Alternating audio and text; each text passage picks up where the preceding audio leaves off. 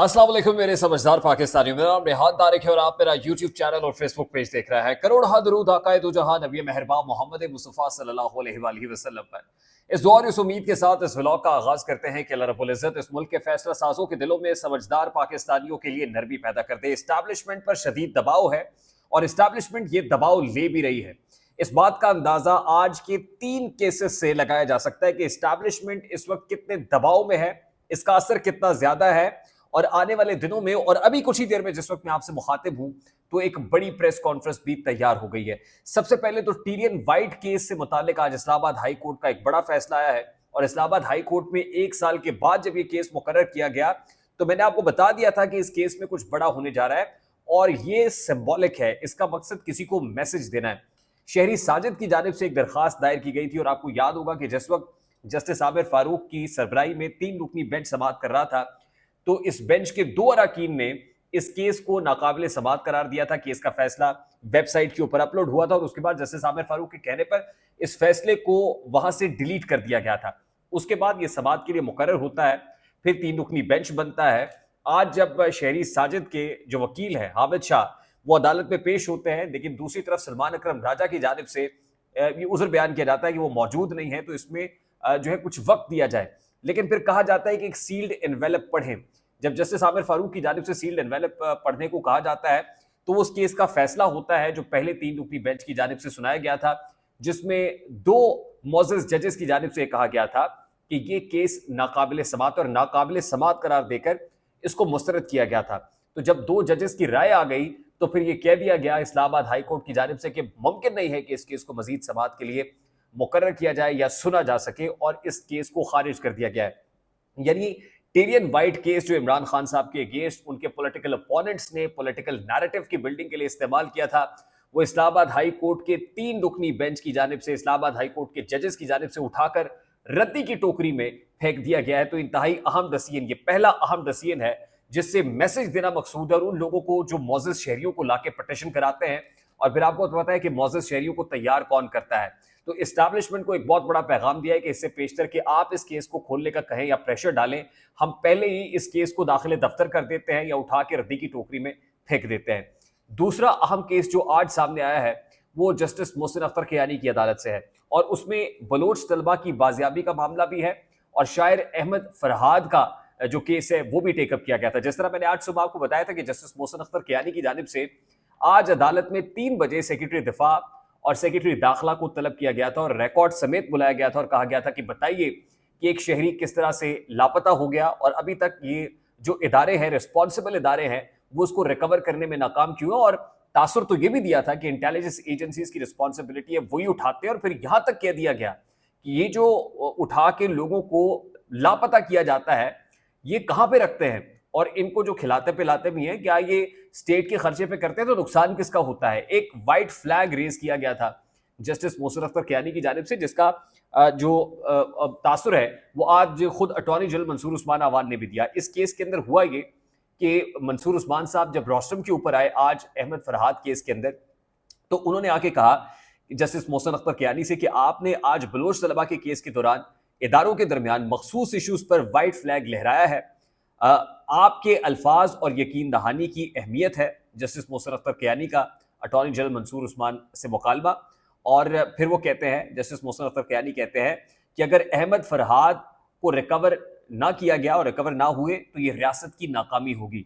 फिर attorney general कहते हैं कि आप मुझे कुछ वक्त दें, मैं आपको यकीन दहानी कराता हूं कि अहमद फरहाद को रिकवर कर लिया जाएगा। हमने माजी में देखा है, ईमान मजारी कहती है जो वकील थी अहमद फरहाद की, वो कहती है कि हमने माजी में देखा है कि लापता अफराद पर तशद्दुद किया जाता है और फिर उनकी मसख शुदा लाशें बरामद होती हैं। इस केस में मोहसिन अख्तर कियानी साहब कहते हैं कि इस केस में नौबत यहां तक नहीं आएगी, आप फिक्र ना करें और घर जाएंगे, वो घर आ जाएंगे। अच्छा, फिर वो जस्टिस मोहसिन अख्तर कियानी कहते हैं कि रियासती इदारों को चाहिए कि इस बच्ची के सर पर हाथ रखें जो उनकी अहलिया थी अहमद फरहाद की। वो कहते हैं रियासती इदारों को चाहिए कि इस बच्ची के सर पे हाथ रखें, उनको धमकियां मत दें और अहमद फरहाद केस की समाअत जुमे तक मुलतवी कर दी। अटॉर्नी जनरल ने अदालत को यकीन दहानी कराई कि जुमे तक अहमद फरहाद बाजियाब हो चुका होगा। ये बड़ा इंपॉर्टेंट केस है। आज सेक्रेटरी दफा और सेक्रेटरी दाखिला नहीं आए, जो फौजी अफसरान को बुलाया गया था तो फौजी अफसरान ने अपनी नाक ऊंची रखी है, अदालत में नहीं आए, लेकिन पैगाम जरूर भेज दिया कासिद के हाथ, और अटॉर्नी जनरल ने बता दिया है कि बंदा आ जाएगा। और जाहिर है जब यकीन दहानी करा दी गई है तो आप देखेंगे कि बंदा आ भी जाएगा और जुमे से पहले पहले ये बंदा अपने घर पहुंच भी जाएगा। प्रेशर आता है और प्रेशर ले भी लिया जाता है और उस प्रेशर के असर में आके फिर फैसले किए जाते हैं। ये दूसरा इंपॉर्टेंट केस था। तीसरा जो इंपॉर्टेंट केस है वो फैजाबाद धरना की इंक्वायरी कमीशन रिपोर्ट है। ये रिपोर्ट जस्टिस काजी फायज ईसा के सामने आई थी तो उन्होंने इस रिपोर्ट पर खासी तनकीद की थी कि ये रिपोर्ट, ये इंक्वायरी कमीशन ने काम कैसे किया है, और इसके अंदर तो एक शख्स को जो साबिक DGISI था जनरल फैज हमीद, उसको क्लीन चिट दे दी गई है।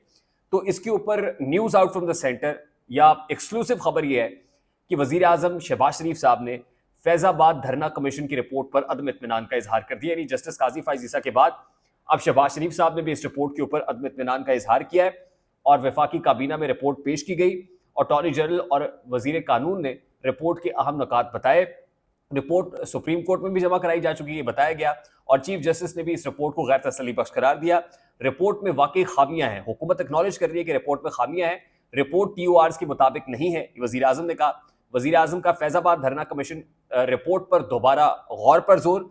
फैजाबाद धरना कमीशन की रिपोर्ट के मामले पर काबीना की खुसूसी कमेटी तश्कील दी जाएगी और वो जो खुसूसी कमेटी है वो फिर वजीर आजम पाकिस्तान को रिपोर्ट भी करेगी।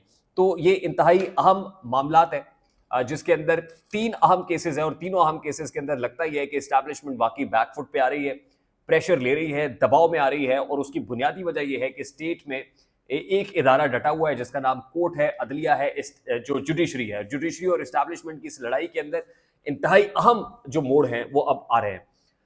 पॉलिटिकल कैनवस की जहां तक बात है तो इमरान खान साहब के लिए भी यकीनन बड़ी हौसला अफजा बात है कि अदालतें जो कर रही हैं या खड़ी हुई हैं, डटी हुई हैं, तो उन लोगों के अगेंस्ट डटी हुई हैं जिनका मुकाबला बराह रास्त इमरान खान साहब से है। और पॉलिटिकल डोमेन में अभी कुछ ही देर बाद रऊफ हसन साहब पाकिस्तान तहरीक इंसाफ के मरकजी सेक्रेटरी इतलात है, जिस वक्त ये मैं व्लॉग रिकॉर्ड करा रहा हूं, तो वो प्रेस कॉन्फ्रेंस करने जा रहे हैं। और उस प्रेस कॉन्फ्रेंस की बुनियादी वजह यह भी है कि रऊफ हसन और शुएब शाहीन को जो के खिलाफ जो है मियां दाऊद एडवोकेट ने तौहीन अदालत की कार्रवाई शुरू करने के लिए कोर्ट से रुजू कर लिया। अदालत का दरवाजा खटखटाया। जाहिर है एक तरफ फैसल वोडा को बुलाया जा रहा है, मुस्तफा कमाल को बुलाया जा रहा है, तो अब ये कहा जा रहा है कि इनको भी बुलाइए। ये टाउट कहते हैं chief justice Islamabad high court को, जस्टिस काजी फायज ईसा की पगड़ी इन्होंने खासी उछाली है, इनको क्यों नहीं बुलाया जा रहा। तो अभी एक प्रेस कॉन्फ्रेंस आप देखेंगे और रवा हफ्ते ही एक प्रेस कॉन्फ्रेंस आप मौलाना फजलुर रहमान की जानिब से भी देखेंगे, क्योंकि मौलाना फजलुर रहमान और इमरान खान के माबैन मामला खासी हद तक तय पा चुके हैं। जो असद कैसर काम कर रहे थे, महमूद खान अचकजई काम कर रहे थे, उन्होंने 2 मुलाकातें भी मौलाना फजलुर रहमान साहब से की और मौलाना फजलुर रहमान ने पाकिस्तान तहरीक इंसाफ से हाथ मिलाकर उनकी इस कैंपेन में जो तहरीक तहफ़्फ़ुज़ आईन पाकिस्तान है उसमें साथ चलने का जो इशारा है वो दे दिया है, हामी भर ली है।